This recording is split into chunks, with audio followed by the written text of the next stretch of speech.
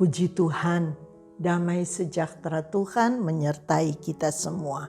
Saya akan mengambil topik dari Ulangan 8 ayat 1 sampai 18. Saudara dianjurkan untuk membacanya itu agar supaya saudara dapat mengerti. Tetapi topiknya yang saya ingin bacakan kepada saudara-saudara adalah Ulangan 8 ayat 11. Hati-hatilah supaya jangan kamu melupakan Tuhan Allahmu dengan tidak berpegang pada perintah, peraturan, dan ketetapannya yang kusampaikan kepadamu pada hari ini.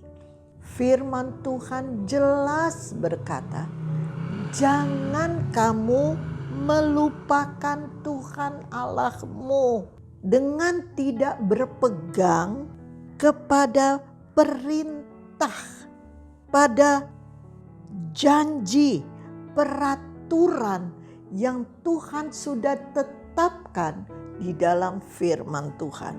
Kalau saudara baca pasal 8, saudara akan melihat bagaimana penyertaan Tuhan terhadap Bani Israel.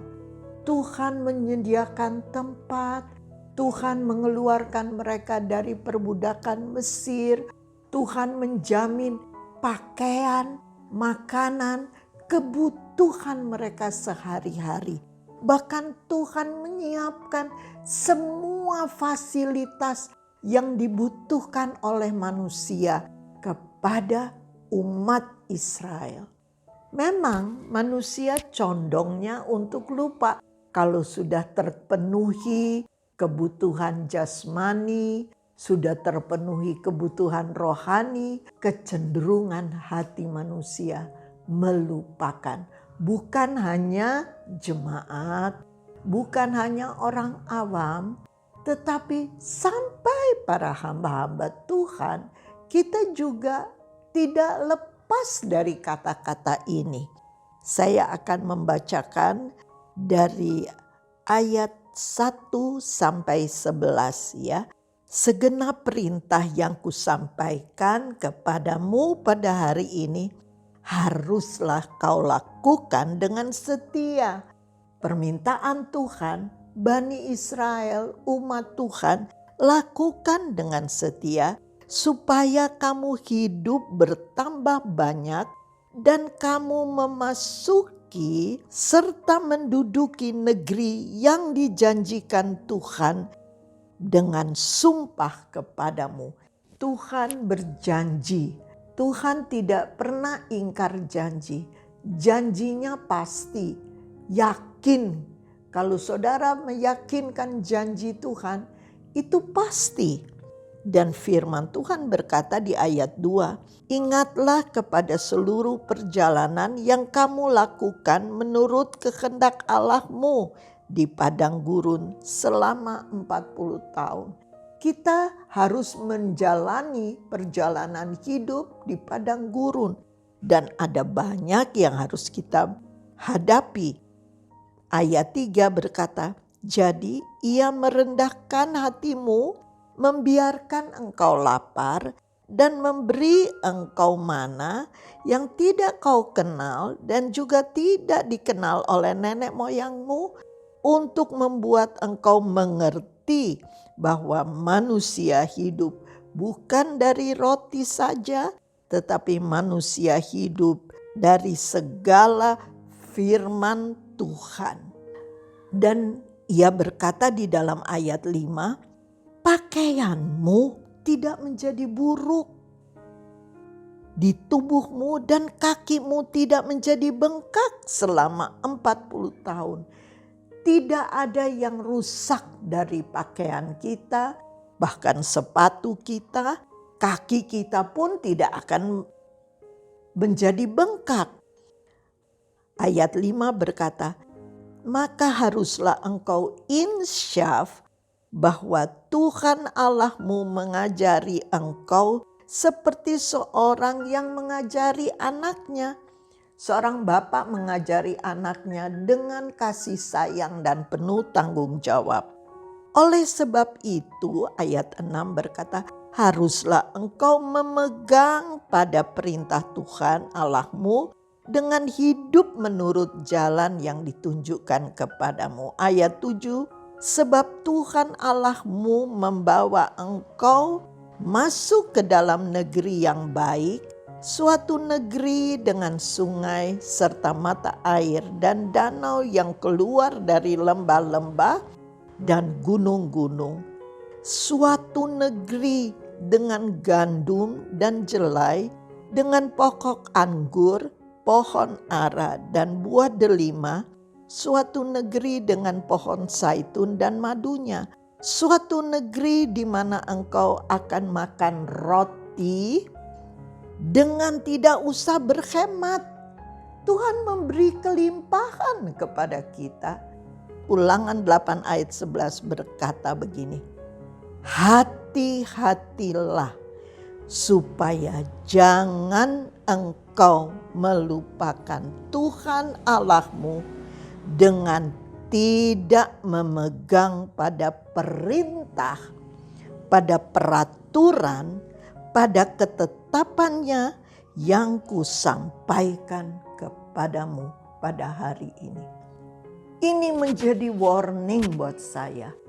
Hati-hatilah supaya kita setelah diberkati, setelah dipenuhi apa yang kami butuhkan, kita jangan melupakan Tuhan Allahmu dengan tidak taat kepada peraturan-peraturan dan ketetapan yang Tuhan sampaikan kepadamu pada hari ini.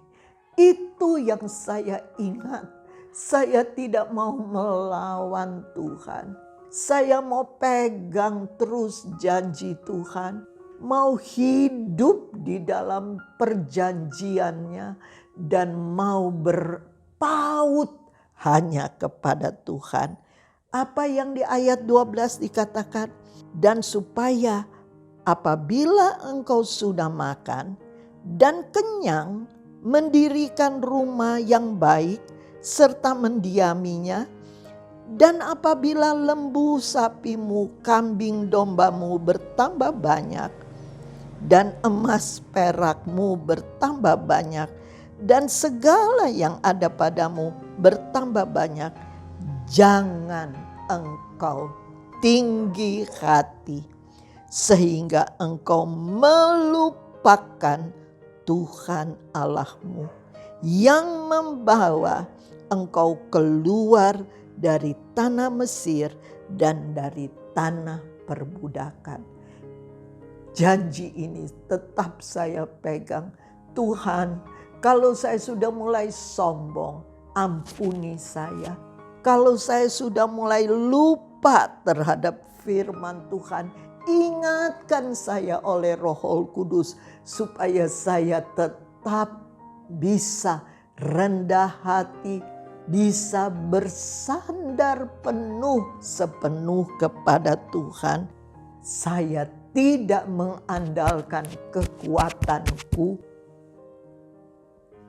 Saya tidak mengandalkan apa yang saya miliki, tetapi apa yang saya punya itu dari Tuhan, dan itu Tuhan percayakan kepada saya. Puji Tuhan. Ini yang saya ingat terus kepada firman Tuhan, dan saya mau sambung lagi dengan Yesaya 45 ayat 2. Aku sendiri hendak berjalan di hadapanmu dan meratakan gunung-gunung, hendak memecahkan pintu-pintu tembaga dan mematahkan palang besi terhadap tekanan berat, izinkan Tuhan memimpin hidup kita, tetap beriman, berserah kepada firman Tuhan, dan berharap kepada Tuhan. Firman Tuhan ini menguatkan, meneguhkan hati saya. Yesaya 45 ayat 2. Aku yang akan berjalan di hadapanmu. Banyak kali saya mengalami banyak kesesakan, banyak tekanan. Suami saya menghadapi penyakit dan dia harus dioperasi di Telogorejo, tetapi habis dioperasi, menurut kata dokter, hanya beberapa tahun dia hidup. Tetapi sampai 8 tahun dia masih bisa hidup dan masih melayani Tuhan. Saya pernah kena stroke, lumpuh, tidak bisa bicara, tidak bisa berjalan. Tetapi Tuhan memberi saya kehidupan sehingga saya bisa berjalan sekalipun tertatih-tatih, tetapi saya bisa bicara. Kelumpuhannya itu lenyap sebab saya ingat firman Tuhan berkata, "Aku berjalan di hadapanmu. Aku yang akan memimpin engkau." Dan firman Tuhan itu berkata, apabila semua bertambah banyak dan segala yang ada padamu yang bertambah, jangan engkau tinggi hati sehingga engkau melupakan Tuhan Allahmu. Sebagai penutup saya mau baca juga Kolose 2 ayat 6 sampai 7. Setelah menerima Kristus Yesus sebagai Tuhan kita, karena itu hendaklah hidupmu tetap di dalam Dia. Hendaklah kamu berakar di dalam Dia dan dibangun di atas Dia.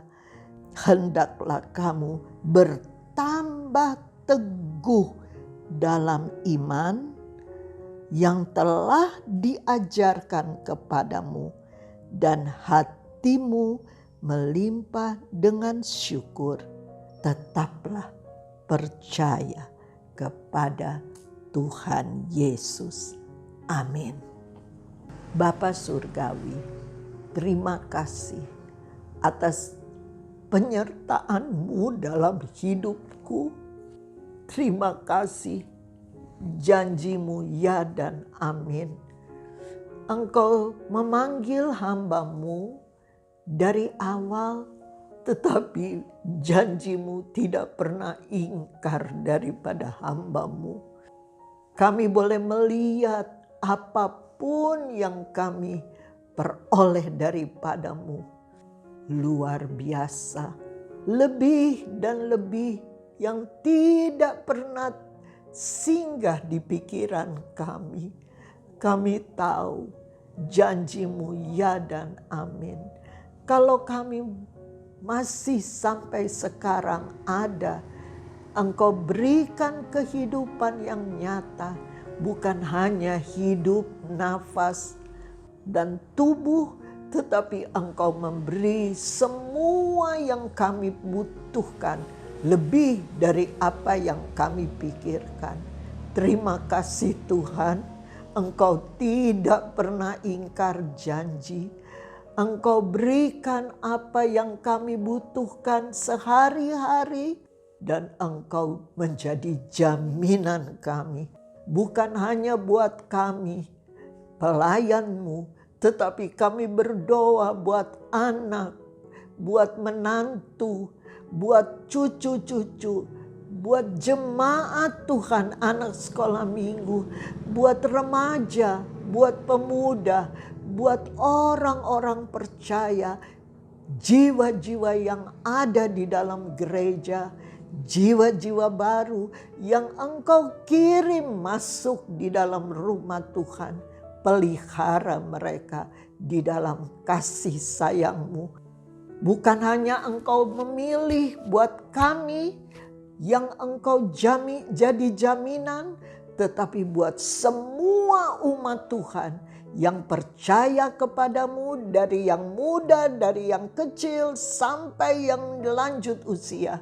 Engkau menjadi pemelihara dan Engkau berjanji menyembuhkan, memelihara, dan memimpin hidup umat Tuhan dengan teliti. Lebih dari apa yang kami pikir Engkau sediakan, tetapi perkara-perkara berkat yang Engkau kirim buat kami tidak membuat kami melupakan Yesus. Kami tidak mau melupakan Engkau Tuhan, tetapi kami mau memegang perintah-Mu dan melekat erat kepadamu saja. Engkau kekuatan kami, Engkau hadir di setiap saat di mana hidup kami hanya berpaut kepadamu. Terima kasih Tuhan, janji-Mu heran, janji-Mu pasti bagi kami, bagi orang yang mau melekat erat hanya kepadamu dan mengabdikan dirinya hanya kepadamu. Terima kasih Tuhan, segala puji, segala hormat kami kembalikan kepadamu. Dalam nama Tuhan Yesus Kristus kami berdoa dan alaskan doa kami. Haleluya. Amin.